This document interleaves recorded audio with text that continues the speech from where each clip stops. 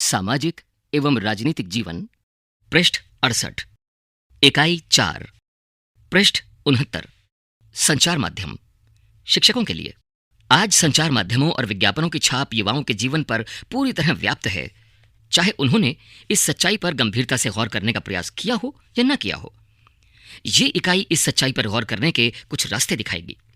अध्याय 6 में मुख्य रूप से संचार माध्यमों का प्रौद्योगिकी के साथ और बड़े व्यावसायिक प्रतिष्ठानों के साथ संबंध समझाने पर जोर है।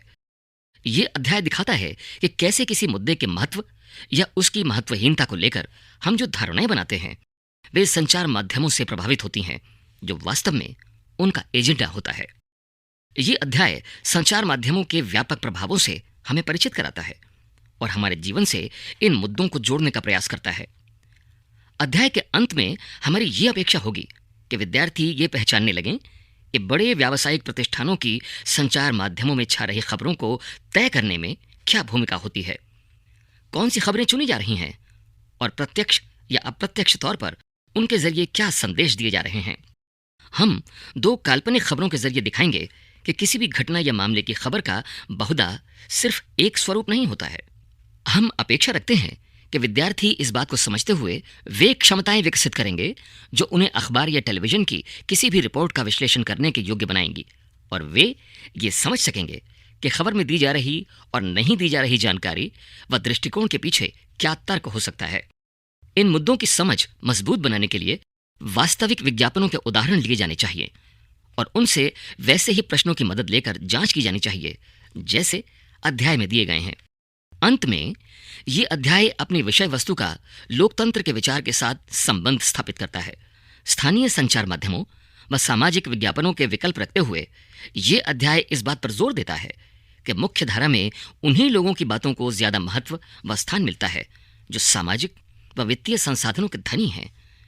इस पहलू पर बल देने के लिए कक्षा में स्थानीय संचार माध्यमों की खबरों के उदाहरणों पर चर्चा की जा सकती है और बच्चों के साथ ये प्रश्न भी उठाया जा सकता है कि विज्ञापनों के प्रभाव से स्थानीय स्तर पर बनने वाली, बिकने वाली व पसंद की जाने वाली चीजों को लेकर क्या परिवर्तन आने लगे हैं।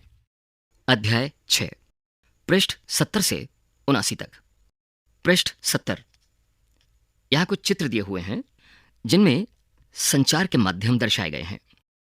शीर्षक: संचार माध्यमों को समझना। टेलीविजन पर आपका पसंदीदा प्रोग्राम कौन सा है?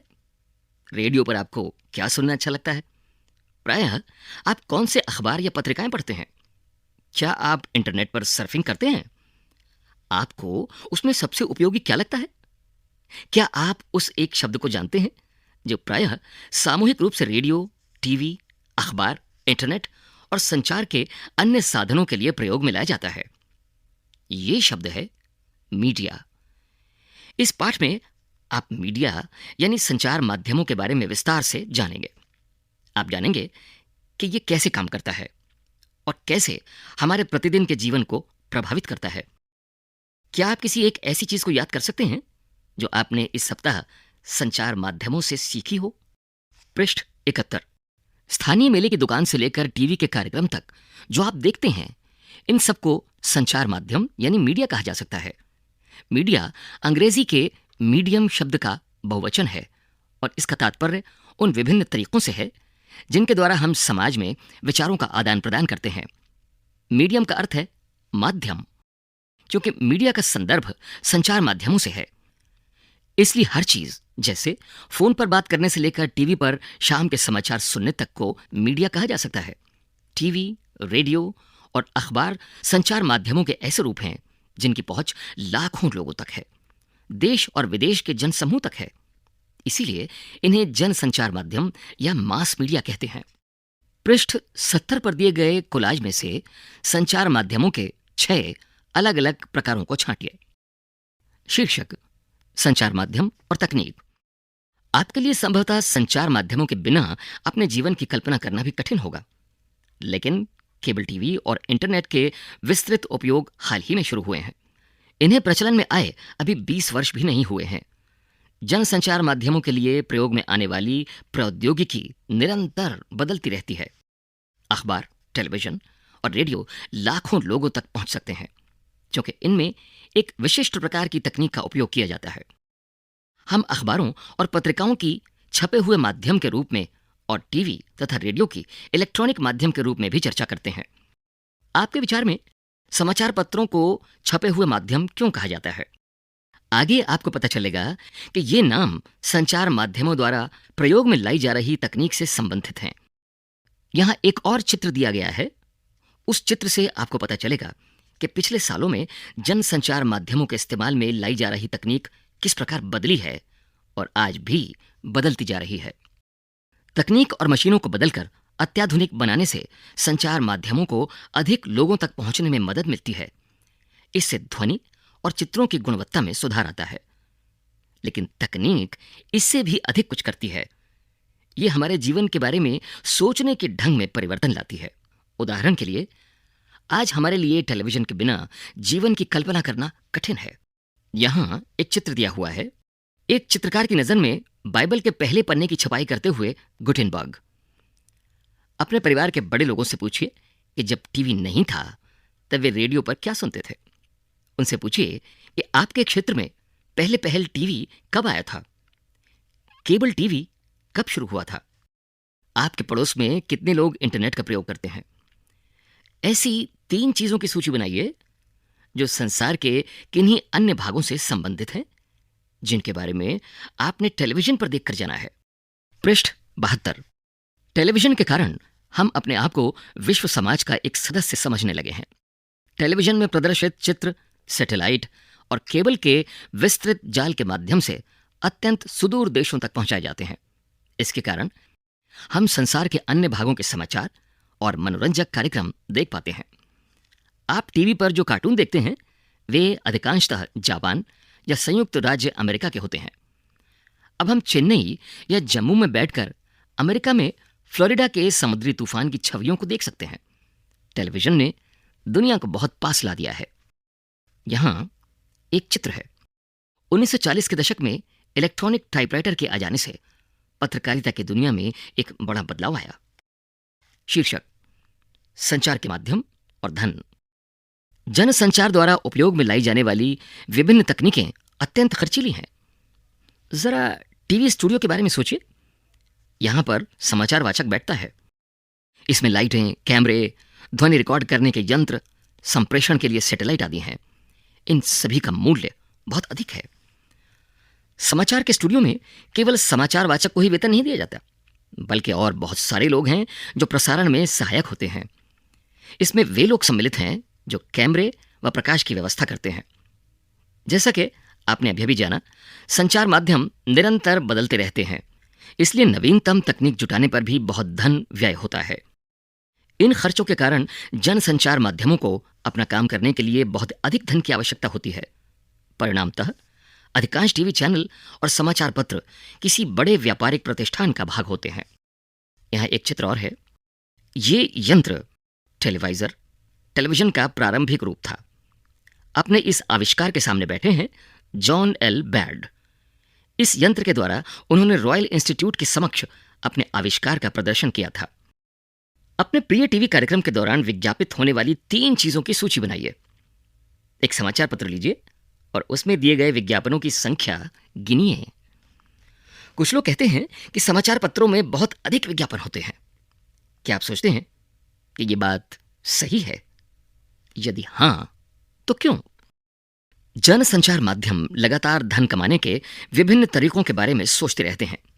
एक तरीका जिसके द्वारा जनसंचार माध्यम धन अर्जित करते हैं, विभिन्न वस्तुओं के विज्ञापन का है, जैसे कारें, चॉकलेट, कपड़े, मोबाइल फोन आदि। आपने ध्यान दिया होगा कि अपने प्रिय टेलीविजन कार्यक्रम को देखते हुए आपको ऐसे अनेक विज्ञापन देखने पड़ते हैं। टेलीविजन पर क्रिकेट का मैच देखते हुए भी हर ओवर के बाद बार बार वही विज्ञापन दिखाए जाते हैं।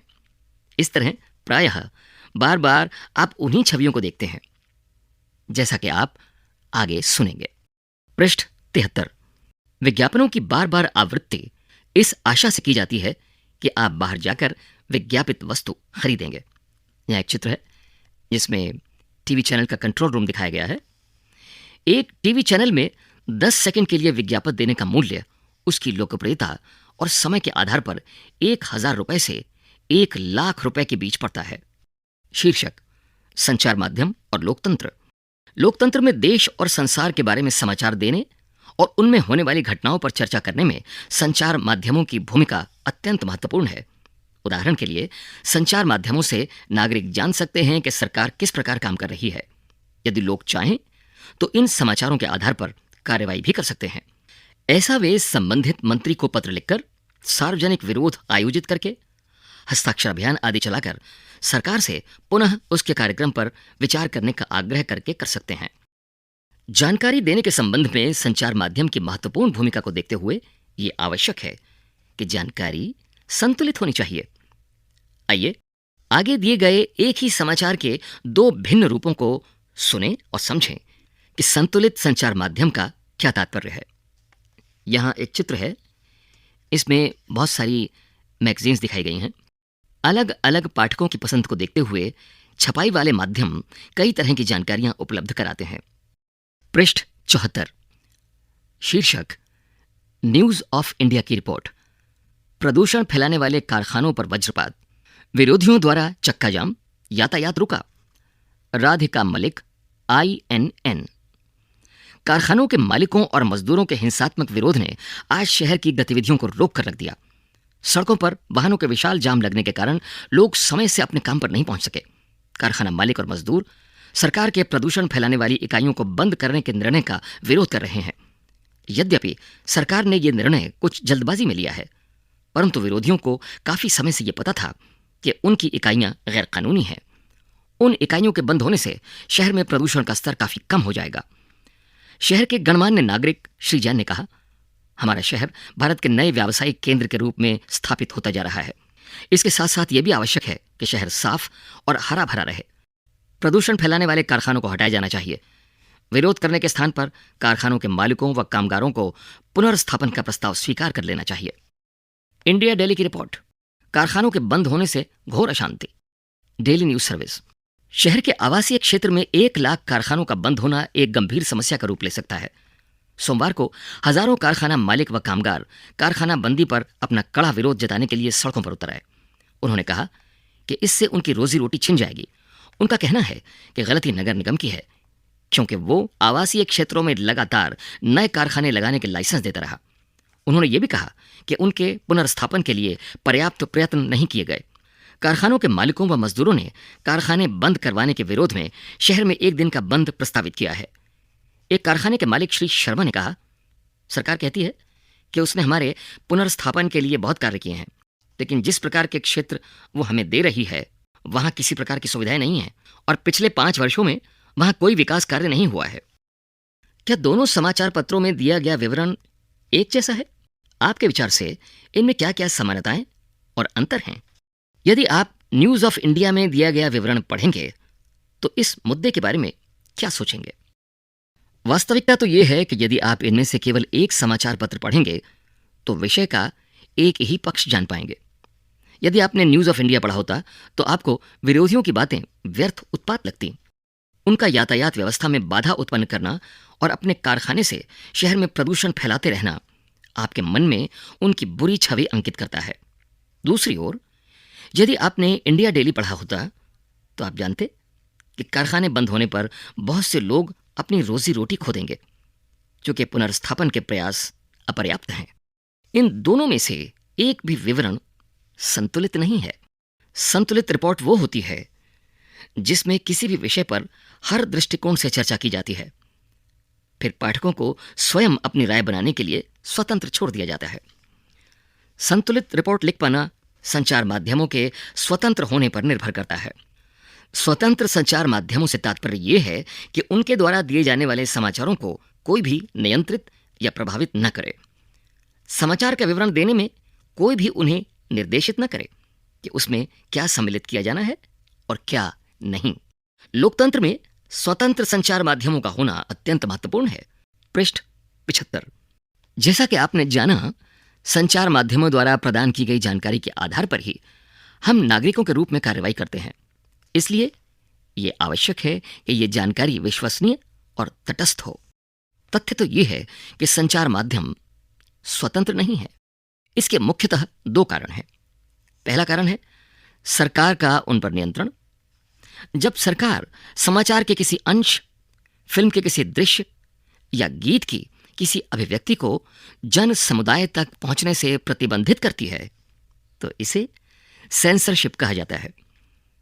भारत के इतिहास में ऐसे समय भी आए हैं जब सरकार ने संचार माध्यमों के ऊपर सेंसर लगाया। इसमें सबसे बुरा समय 1975 से 1977 तक आपातकाल का था।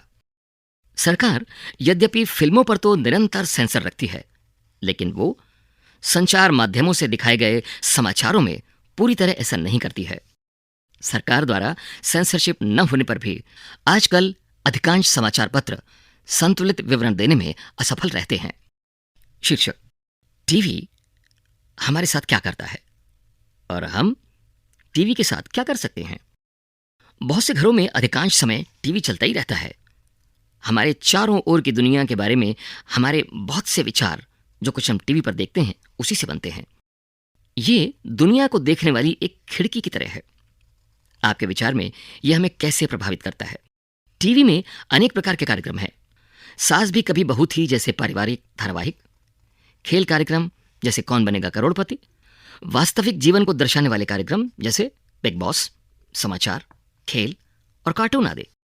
हर कार्यक्रम के पहले, बीच में और अंत में विज्ञापन होते हैं।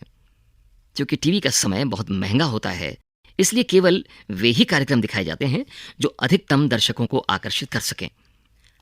आपके विचार में ऐसे कौन से कार्यक्रम हो सकते हैं? उन चीजों के बारे में सोचिए जो टीवी पर दिखाई जाती हैं या नहीं दिखाई जाती। टीवी हमें अमीरों के जीवन के बारे में अधिक दिखाता है या गरीबों के? हमें यह सोचने की जरूरत है कि टीवी का हम पर क्या प्रभाव पड़ता है। यह दुनिया के बारे में हमारे दृष्टिकोण, हमारे विश्वासों, हमारे रुख और मूल्यों को कैसे बनाता है। हमें यह समझने की जरूरत है कि यह हमें संसार का अधूरा दृश्य ही दिखाता है। अपनी पसंद के कार्यक्रमों का आनंद लेते हुए भी हमें यह नहीं भूलना चाहिए कि टीवी के पर्दे से हटकर भी एक उत्सुकता भरा बड़ा संसार है। दुनिया में ऐसा बहुत कुछ हो रहा है जिसकी ओर टीवी ध्यान नहीं देता है। फिल्म स्टारों, सुप्रसिद्ध व्यक्तियों और धनाढ्य जीवन शैलियों से परे भी ऐसा संसार है जहां हम सबको पहुंचना चाहिए और विभिन्न प्रकार से अपनी प्रतिक्रिया व्यक्त करनी चाहिए। हमें ऐसा सजग दर्शक बनना चाहिए जो कार्यक्रमों का आनंद भी ले और देखे गए और सुने गए प्रसंगों पर प्रश्न भी उठाए। पृष्ठ 76। समाचार पत्र संतुलित विवरण देने में असफल रहते हैं। इसके कारण बहुत जटिल हैं।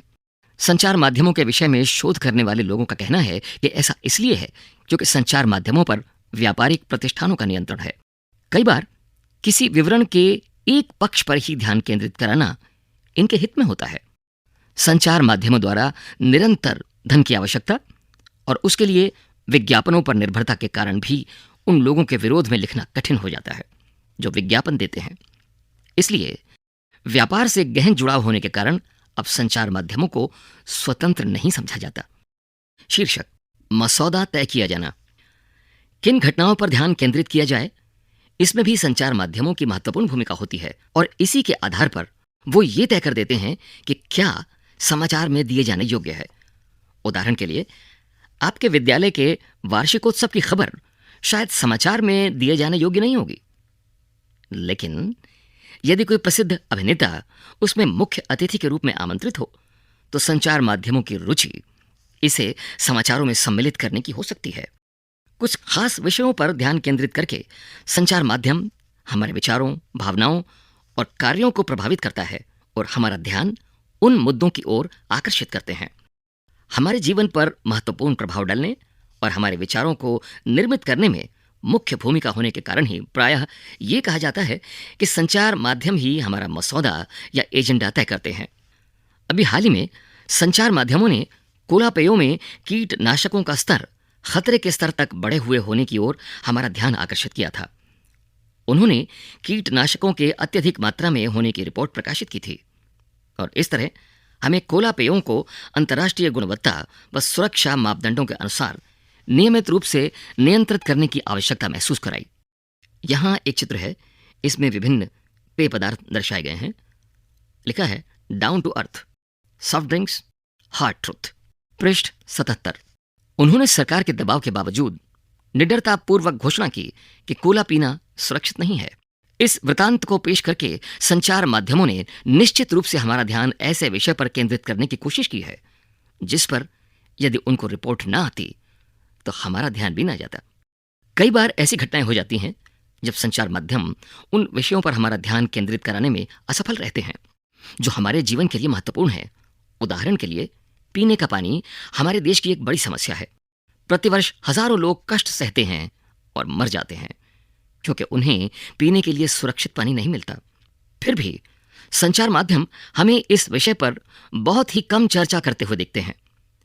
एक सुविख्यात भारतीय पत्रकार ने लिखा है कि कैसे वस्त्रों को नया रूपाकार देने वाले डिजाइनरों ने फैशन वीक में धनवानों के समक्ष अपने नए वस्त्र प्रदर्शित करके सभी समाचार पत्रों के मुख्य पृष्ठ पर स्थान पा लिया, जबकि उसी सप्ताह मुंबई में अनेक झोपड़पट्टियों को गिरा दिया गया, पर किसी ने इस पर जरा सा भी ध्यान नहीं दिया। यह एक चित्र है, इसमें फैशन शो हो रहा है। संचार माध्यमों में फैशन शो बहुत लोकप्रिय हुए हैं। संचार माध्यमों के द्वारा एजेंडा तय करते हुए झोपड़पट्टियों के स्थान पर फैशन वीक की खबर देने से क्या नतीजा निकलता है? क्या आप किसी ऐसे विषय के बारे में जानते हैं जो आपको इसलिए महत्वपूर्ण नहीं लगा क्योंकि संचार माध्यमों में उसे दिखाया नहीं गया था? यहां एक चित्र है, इसमें एक महिला समाचार पत्र पढ़ रही है और पीछे एक महिला बैठी है, उसकी गोद में एक बच्चा है। शीर्षक, स्थानीय संचार माध्यम। ये जानकर कि संचार माध्यम उन छोटे छोटे मुद्दों में रुचि नहीं लेंगे जिनका संबंध साधारण लोगों और उनके जीवन से है, इसलिए कई स्थानीय समूह स्वयं अपना संचार माध्यम प्रारंभ करने के लिए आगे आए। कई लोग सामूहिक रेडियो द्वारा किसानों को विभिन्न फसलों के मूल्य के बारे में बताते हैं और उन्हें बीज तथा उर्वरकों के प्रयोग के बारे में परामर्श देते हैं। कुछ अन्य लोग काफी सस्ते और आसानी से मिल जाने वाले वीडियो कैमरे इस्तेमाल करके विभिन्न निर्धन समाजों के वास्तविक जीवन की स्थितियों पर डॉक्यूमेंट्री फिल्म बनाते हैं और कभी कभी तो इन गरीबों को ही फिल्म बनाने के लिए कैमरे और तकनीकी ज्ञान का प्रशिक्षण भी देते हैं। दूसरा उदाहरण, खबर लहरिया नामक एक समाचार पत्र है जो उत्तर प्रदेश के चित्रकूट जिले की 8 दलित महिलाओं द्वारा हर 15 दिन में निकाला जाता है। स्थानीय बुंदेली भाषा में लिखित इस 8 पृष्ठ के समाचार पत्र में दलितों से संबंधित विषयों, स्त्रियों के प्रति हिंसा और राजनीतिक भ्रष्टाचार से संबंधित रिपोर्ट होती हैं। इस समाचार पत्र के पाठक हैं किसान, दुकानदार, पंचायत के सदस्य, स्कूल के शिक्षक और वे महिलाएं जिन्होंने अभी हाल में ही पढ़ना लिखना सीखा है। पृष्ठ 78। प्रजातंत्र के नागरिक के रूप में हमारे जीवन में संचार माध्यम बहुत महत्वपूर्ण भूमिका निभाते हैं, क्योंकि संचार माध्यमों के द्वारा ही हम सरकार के कामों से संबंधित विषयों के बारे में सुनते हैं। संचार माध्यम निश्चित करते हैं कि किन बातों पर ध्यान केंद्रित किया जाना है और इस तरह वो एजेंडा निश्चित कर देते हैं। यदि कभी सरकार चाहे तो संचार माध्यम को किसी घटना की खबर छापने से रोक सकती है। इसे सेंसरशिप कहा जाता है। आजकल संचार माध्यम और व्यापार का घनिष्ठ संबंध होने से प्रायः संतुलित रिपोर्ट का प्रकाश में आना कठिन है। इसे ध्यान में रखते हुए हमारे लिए ये सजगता महत्वपूर्ण है कि समाचारों से प्राप्त तथ्यात्मक जानकारी भी प्रायः पूर्ण नहीं होती है और एक पक्षीय हो सकती है। अतः हमें समाचार के विश्लेषण के लिए निम्नलिखित प्रश्न पूछने चाहिए। इस रिपोर्ट से मुझे कौन सी जानकारी मिल रही है? कौन सी आवश्यक जानकारी नहीं दी जा रही है? ये लेख किसके दृष्टिकोण से लिखा गया है? किसका दृष्टिकोण छोड़ दिया गया है और क्यों? यहाँ रेलवे फाटक का एक दृश्य है जहां कुछ गाड़ियां और एक मोटरसाइकिल खड़ी है।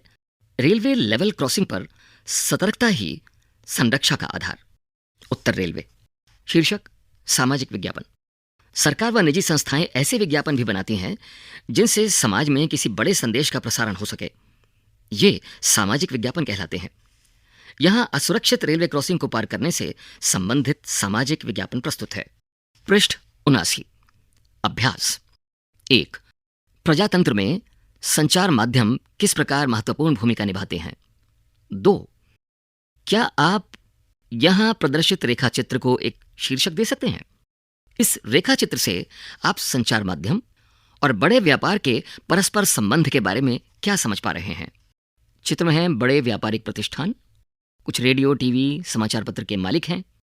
अपने उत्पादों का विज्ञापन देते हैं, लोग संचार माध्यमों में देखकर उत्पाद खरीदते हैं, तो पैसा वापस उन्हीं व्यापारिक प्रतिष्ठानों को जाता है। संचार माध्यम विज्ञापनों से उत्पादों को बढ़ावा मिलता है। पाठक, दर्शक, श्रोता। 3, आप पढ़ चुके हैं कि संचार माध्यम किस प्रकार एजेंडा बनाते हैं, इनका प्रजातंत्र में क्या प्रभाव पड़ता है। अपने विचारों के पक्ष में 2 उदाहरण दीजिए। 4, कक्षा परियोजना के रूप में समाचारों में से कोई एक शीर्षक चुनकर उस पर ध्यान केंद्रित कीजिए और अन्य समाचार पत्रों में से उससे संबंधित विवरण छांटिए। दूरदर्शन समाचार पर भी इस विषय पर प्रसारित सामग्री देखिए। 2 समाचार पत्रों के विवरण की तुलना करके उनमें समानता और भिन्नता की रिपोर्ट लिखिए। यह प्रश्न पूछना सहायक हो सकता है। क, इस लेख में क्या जानकारी दी जा रही है।